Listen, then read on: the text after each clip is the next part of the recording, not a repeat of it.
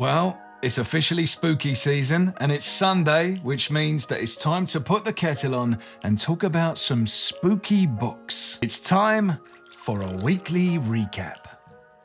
Hey everyone, I hope you've had a good week and that you've been reading some really scary books that really creeped you out and made you lose some sleep. Not too much sleep though, because I care about you. My reading week has been short because it's only October 5th and so there's only been a handful of days, but I was still able to finish a book that I was previously reading, and I got stuck into another Stephen King book. And so in this video, I'm going to be talking about what I'm currently reading, what I just got finished reading, and what I'm looking forward to reading for the coming week. I'll tell you about some of the book battles that we had over on Discord and how they played out. I think we had some really fun ones this week. I'll also tell you about a movie that I watched, and it was a bit of a it was a body horror. And then I'll update the top 10 watch list of 2025 to see if that movie makes the list. I really wanted to go and see that new Leonardo DiCaprio movie, one battle after another. I just haven't had time. Things have been a little bit turbulent in the PBJ household this week, and so yeah, I'll tell you a little bit about that if you're interested. So what's the book that I'm currently reading? It is Revival by Stephen King. So I was really excited to get started with this already, but then last week in my last video, a lot of you told me that Revival is one of your favorite Stephen King books. Some people said that it's one of your favorite books of all time, period, like a top 10 book. It's mad because I never hear people talking about this book. But then as soon as I said I'm reading it, everyone's like, oh yeah, that's one of his best. At this point, I sort of agree with you. I'm about 20% into this book. I'll just tell you what it's about. It's about a small town American boy whose life becomes entangled with this charismatic pastor. And again, I know I have a very unusual accent, and I'm not talking about fettuccine. I'm talking about like a priest, right? A pastor. And so, a big tragedy happens. And then the relationship between this young boy and the pastor gets a little bit strained by that tragedy, and there's some sort of fissures that happen in the town. I think that this book has one of the best openings to a Stephen King book that I've ever read. When you pick something up and you're a few sentences in, and those few sentences are just able to really set the scene, set the tone, create a bunch of questions in your mind about, wait, hang on a minute, what does that mean? I'm almost tempted to read you the opening line or lines, but I'm not going to do that. I think it's better for you just to read it for yourself. I think the thing that makes this a little bit different to many of the Stephen King books that I've read is how there isn't a clear evil in this book. It's more about the characters that fall on hard times and they're shaped by the events in their life. And nothing supernatural has happened yet. I can't really say that it's like a slow burn opening because a lot has happened already. And there are just some really interesting characters that I've been introduced to. Right now, I really like Pastor Jacobs because, even though he's a man of the cloth, he's also really into tech and gadgets, and he loves spreading the gospel through the use of lighting and effects and technology. And I feel like if I would have met this character as a kid, I think I would have been completely taken in by all of that. I would have thought that Pastor Jacobs is the coolest guy I've ever met in my life. He would have got to me. One other thing that's interesting is that this was written in 2014, and my favorite Stephen King book of all time, 11/22/63, came out in 2011. So depending on how this book turns out, I'm wondering, is it a case where, I mean, obviously Stephen King was just so massive in the 80s. I feel like the 80s, people think of like a Stephen King's era, you know? Although, yeah, huge books in the 70s and the 90s and everything. But I'm wondering, are the 2010s his best era? Maybe. It depends. It depends. The 80s are gonna take some beating though. He had some absolute bangers in the 80s, didn't he? So what book did I finish? The book that I finished, I actually don't have a physical copy of it. I only have an ebook. And the reason I only have an ebook is because it's no longer in print. So if I wanted a physical copy of this book, I think it's like $50.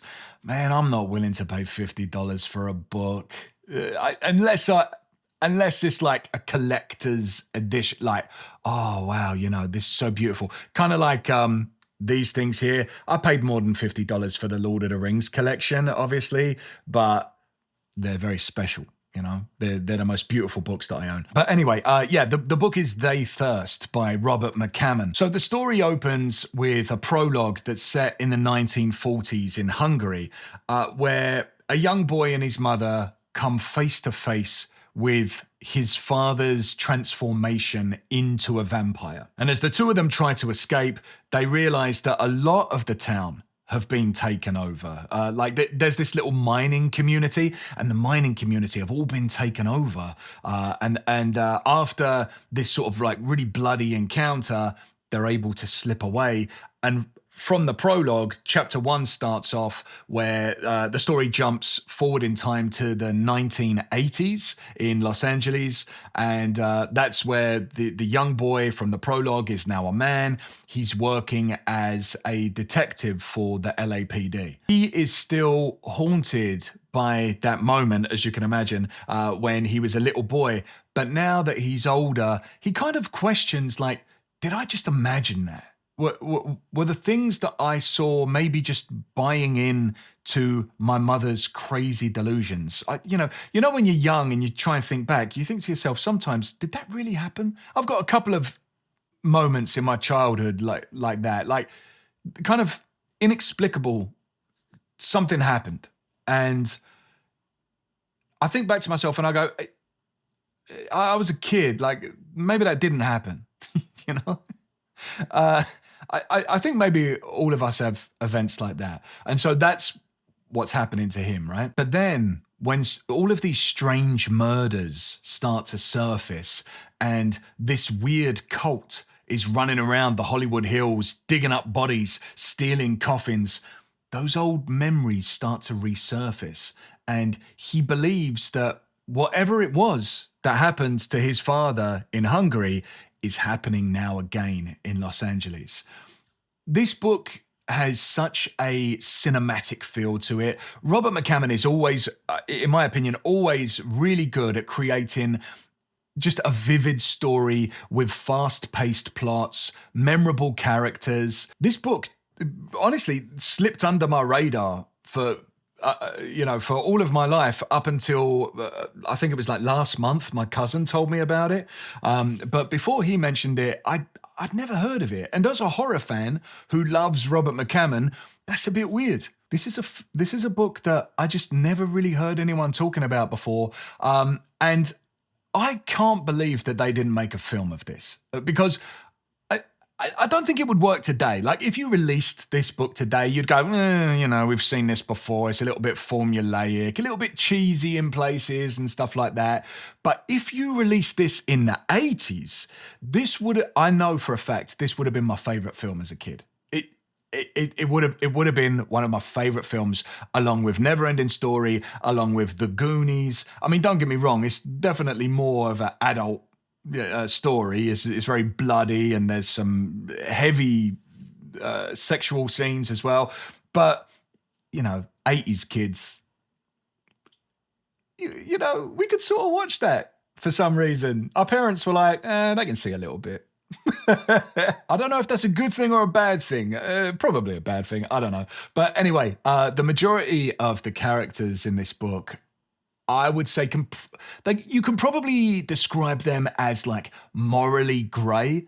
The world that is portrayed is sleazy Hollywood, filled with drug dealers, serial killers, social climbers, wannabes. But even though they're sort of morally grey, they are falling on one side of the line, you know. They're good guys and bad guys. There is a line to be drawn. For example, there's this tabloid journalist called Gail, and she prints like trashy, eye-catching headlines for the paper.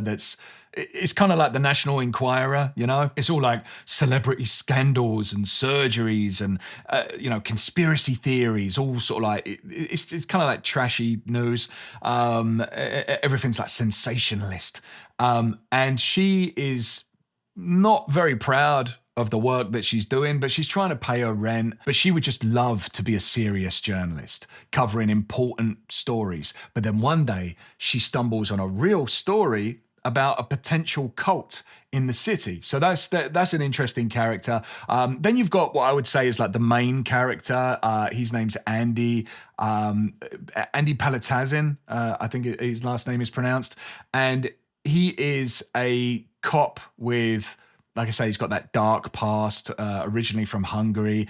He's got some history with the vampires from his childhood, and he's got that personal connection. There's another guy that owns a funeral home, and he just sees every person as a future customer to fill one of his coffins one day. There's a drug dealer with a baby on the way. I would say these are the good guys, you know? And then on the other side of things, you've got this Hell's Angel named Cobra. And do you know what I mean? Like 1980s, a Hell's Angel named Cobra. That's such an 80s character. But yeah, this guy is definitely one of the most unhinged characters. He basically has zero regard for human life. He feels some sort of strange force that's pulling him towards Los Angeles that he can't explain. Reminded me a little bit of, and I talk about this book all the time, I know I do, The Stand. Kind of reminded me a little bit of that, you know, the characters being lured by forces for a bit of like an apocalyptic battle between good and evil. It's not exactly that, but it's a little bit reminiscent of that. And then you've got this serial killer who's snatching up prostitutes off the street, taking them away to do very dark things to them. And like many serial killers, it seems, this guy has serious mummy issues. In fact, I would say mummy issues is a little bit of an understatement. It's messed up. This is just a typical Robert McCammon full cast of characters, light versus dark. And behind it all, there is a malevolent force which is pulling the strings and setting the stage for a vampire uprising in the Hollywood Hills. I like the 1980s Los Angeles for a setting for a vampire book as well. Very often, vampire stories take place in old European villages or sleepy American towns like Salem's Lot, for example. But seeing vampires lurking around in a heavily populated, modern urban area, even though many of them are ancient creatures, I thought that was fun. I visited Hollywood once. I went with my company to go and stay. We actually stayed on Hollywood Boulevard. What are they doing? Way too expensive for someone like me. But, you know, if they're paying for the hotel, I'll take it. And yeah, but sort of like being around there, being in Hollywood, it's interesting now to read this and see how McCammon uses the landmarks and the locations in his storytelling. So if you've ever been to Hollywood, I think you're going to recognize a lot of the sort of like the settings and stuff. I think it's also fitting that this is set in Hollywood because maybe more than any other vampire book I've ever read, this does feel like a Hollywood movie. There's just huge action scenes, some of which I loved. I thought, you know, a couple of them were actually pretty scary. There's one scene in particular where I went, oh yeah, you know, like, you know, you get that feeling, you go, oh yeah, I remember what it's like to be scared. Yeah, there was one scene like that, which I really enjoyed. But then towards the end, I think it got a bit much for me. I think the ending, to my tastes, is maybe the worst part of the book, honestly. Yeah, just the final 10%. It kind of like, I didn't love it. Don't get me wrong, it wasn't so bad that it ruined the book or anything like that. It wasn't like that. But I was just like, last 10% is the worst 10%. I like how the vampires are presented as like an infestation or an invading army, like they're kind of organized. And it's not just like a couple of creepy guys, creeping around in the shadows. They're more like a tidal wave, and they're trying to sort of crash down on Los Angeles without being noticed until it's too late. That's one of my other criticisms, I've got to say. In horror books and also in movies as well, usually what you get is there's a couple of characters who know the truth. They know what's going on, but nobody believes them. Like, those scenes where like they'll meet a character or they'll bump into a police officer or something like that, and they'll be kind of like, oh yeah, okay, buddy, yeah, vampires in Los Angeles. Now I heard everything. I'll tell Dracula you were looking for him. I heard he's sharing an apartment with a Jolly Green Giant. Get this guy out of here. Get this guy to the nut house. That sort of thing. Got a bit excited there. Well, so that sort of thing is happening in this book, but to me, like, it's happening to a crazy degree. I mean, in real life, I'm quite a skeptical person. I don't very easily believe in like supernatural things, if at all. But if I was in this book, if I'm a character in this book and I'm presented with the evidence that these people are seeing before their eyes, it sort of feels like undeniable at some points. And I'm thinking to myself, why isn't everyone freaking out after seeing this? Why are they still maintaining their belief that, vampires? Come on, man, what is this? What is this, a Bram Stoker book? Get real. Why are they doing that? One thing that I always notice about Robert McCammon as well is how well he paces out his books. His books always, they dive straight into the plot. There's no slow start or anything like that. And his books never drag in the middle. The plot always feels as though it's progressing, both like story-wise, narratively, but also with the tension that keeps rising as well. And it's the same in this book. At first, you get that sort of uneasy, creepy feeling. The characters notice strange shadows in the corner of their eye. Oh, what was that?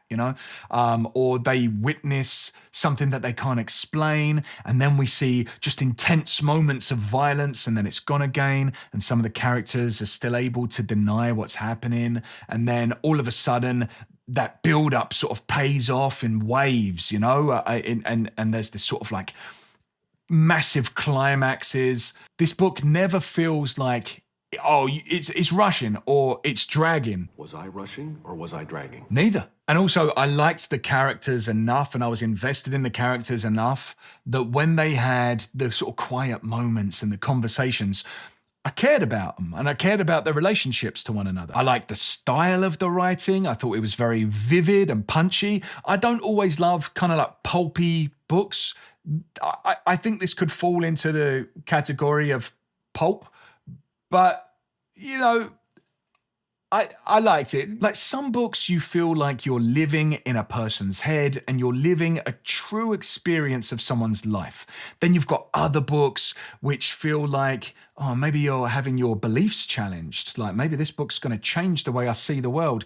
And then there's books like this, They Thirst, which just feel like you're watching a movie. And that's good. Movies are fun, and books that feel like movies can be fun as well. So what am I going to be reading next? Obviously, I'm going to continue reading Revival by Stephen King. I'm really looking forward to jumping back into this. I'm going to do some serious reading today. And then I'm going to get stuck into Reformatory by Tananarive Due. This is supposed to be a great spooky read. This is what the PBJ Book Club have all started reading together, and these are the discussion dates, so it's not too late. If you want to join in and you're interested in reading along, then you can join the book club on the Patreon, and I'll put that in the description below. Also, if you'd like to keep up with my reviews, then you can follow me on Goodreads, which is the same name as this channel. It's Paperback Journeys. So what did I watch? What movie did I watch?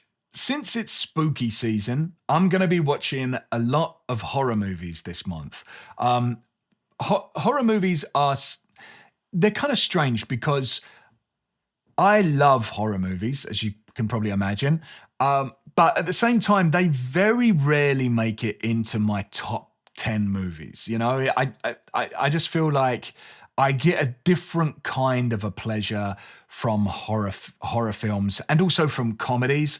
It's really difficult to make it into the top 10 if you're a horror or a comedy, but they're just fun. And so, yeah, I'm going to be watching a lot of horror movies this month. I've actually got Halloween Day. I think it falls on a Friday. I've taken that day off where I'm just going to watch. I'm going to eat so much bad food. I'm going to eat like the Halloween candy. Yeah, I just can't wait. I do that every year. I take off Halloween and I just watch all horror movies. Sometimes my wife takes it off as well, and that's even more fun. But yeah, I think it's just going to be me taking it off this year. Anyway, what movie did I watch this week? I watched a film called Together, which is the new Dave Franco and Alison Brie horror comedy thing, I would call it. It's kind of a comedy, I would say. Yeah, it's a dark horror comedy. Not only is it a horror movie, I'd say it falls firmly into the subgenre of body horror. It's weird, it's gruesome, kind of makes you squirm in your seat as you're watching it, like. But yeah, it is darkly funny. I think how funny it is going to depend on how broken your sense of humor is. I laughed. I probably laughed more than I should have. My wife kept looking at me from the corner of her eye as like blood was spattering all over the screen, kind of like, the fuck? And I was cracking up. So Franco and Brie play two characters named Tim and Millie. They're a couple who've been together for nearly a decade. They never got married, and Tim has commitment issues.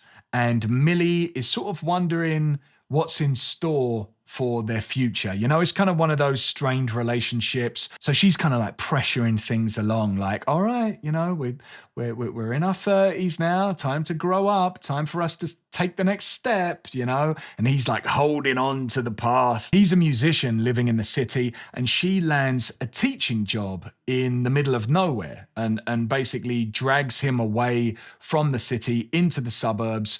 And he sort of still has dreams, even though he's like mid-30s, coming up to his 40s, he still has these dreams of being a rock star, you know? And now he's living away from all of his friends that are still in the city, still going to the cool bars, and they're just all like still enjoying their youth.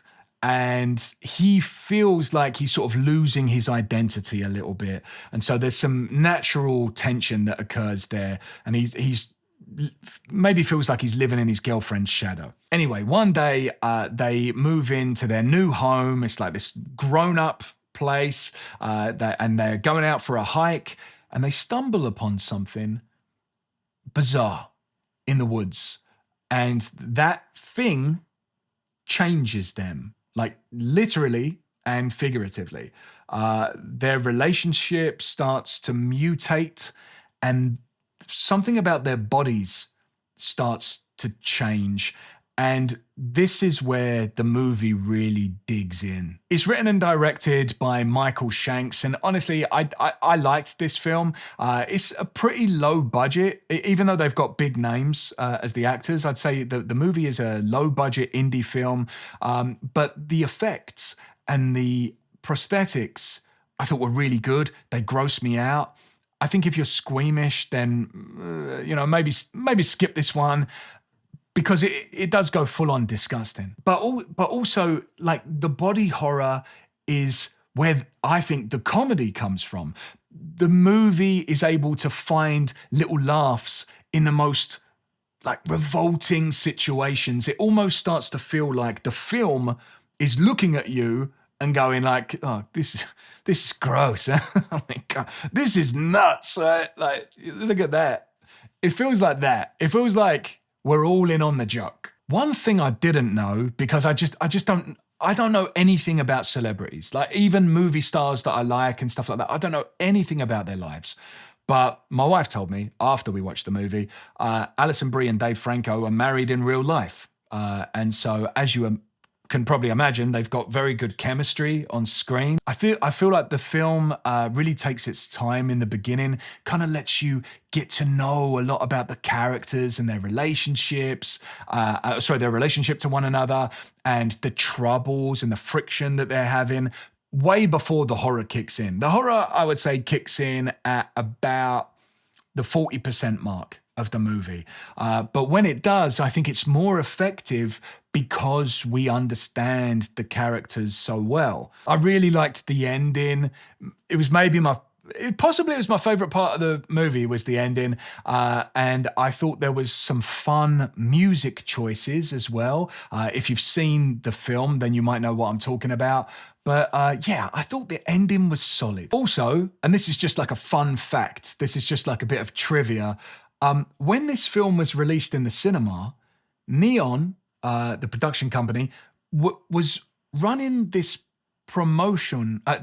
Why did I say it like that? Promotion. It became French suddenly. They were running this promotion to upload. Basically, if you went to go see this movie, you could upload your ticket stub and you would get free couples counseling, like one session free.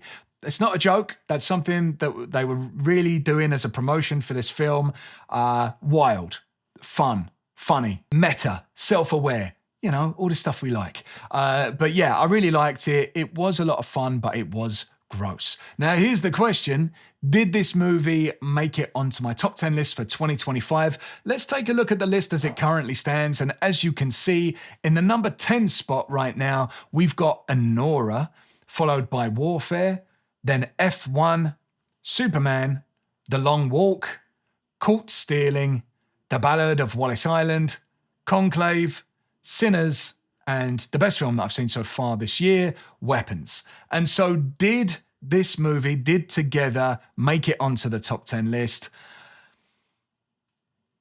No, unfortunately not. Not quite, but it was close. It almost made like the number 10 spot. But when I think back to Anora and how much I enjoyed that, yeah, it's difficult. It's difficult. When we get into October, November, December, I've seen so many movies. It's so hard to make it onto the list now. But I am planning on going to see One Battle After Another, like I said, the Leonardo DiCaprio movie next week. I have a feeling that if the reviews are to be believed, then this one has a good chance of cracking the top 10. Everyone is saying, oh, this movie is the movie of the year. You got to see it. It's going to win all the Oscars. I'm looking forward to it. I know this is like not a hot take, but I'm a massive fan of Leonardo DiCaprio. Yeah, I know.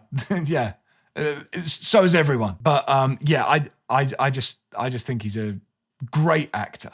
And I'll watch anything with him in it. So yeah, other than that, what else has been going on? I mentioned that my life has been really busy at this week. Obviously, I'm doing all of my jobs. I've got my full-time job. I've got the audiobook narration where I'm working on a couple of fantasy books at the moment. That's all normal, pretty usual chaos. But the thing that has thrown everything a little bit out of whack is that my little dog, Poe, he picked up an injury. He's a very active boy, and he's a bit crazy, honestly. I've never had a dog like him before. He is hyperactive. He just never seems to get tired. You can play with him for 2-3 hours and it will kind of like just give him more energy. It's crazy. But anyway, he started limping, like his back leg kind of doing like a bunny hop kind of thing. And Oh man, I was so nervous. I was really nervous because he's a French bulldog, and French bulldogs sort of have a tendency to pick up spinal issues because they're kind of like short and stocky, and so you have to be really careful. Like, don't let them jump off the sofa, don't let them jump off the bed. You know what I mean? You've got to be really careful. And so when he started hopping, oh man, I was so nervous. I rushed him down to the vets, and it was like $500 for X-rays. But thank God it wasn't a broken bone. It wasn't a spinal issue or anything like that. What it was is that he's pulled a muscle. And so it's sort of, in a way, it's like best case scenario that he's pulled a muscle. But in another way, he's got to be in his crate for 6 weeks. 6 weeks in the crate. And so, yeah, he's hating it because like I mentioned, he's running around, going crazy all the time. And now he's got to be in a little crate, just sort of like letting the wound heal. And so I'm doing everything that I can. I set up this little fence for him. And as I've been working, if I'm sending emails or anything like that, I just sit in the dog pen with him. He knows I'm not angry with him because I was a little bit worried that he would think, oh, I haven't done anything wrong and I'm getting punished. Like, why am I in the crate all the time? And it would sort of mess with his head. I can't have that, you know? Can't have him in like solitary confinement for 6 weeks. My other dog, Milton, is loving it. He's a little bit older, and for him, it's like a vacation, you know? He's just lounging around the house. He knows that Poe can't jump on him with a little sneak attack. So yeah, but it's just knocked everything out of whack for me. I'm trying to spend as much time with him as I can, just sort of stroking him, reassuring him and stuff. I'm listening to a lot of audio book as well while I do that. So I am getting some reading done as well. So yeah, hopefully he starts to feel better soon, and we'll just do everything we can for him, give him lots of treats and stuff. On the Discord, we had some book battles. And book battles are basically where we take authors and series and books and genres and all that kind of thing, and we make them go head to head against one another. People vote for which one they prefer. This week, we had Gandalf versus Dumbledore, and the winner of that was Gandalf with 81%. Correct decision, I think. Then we had Lord of the Flies versus The Troop. This is a great one, man.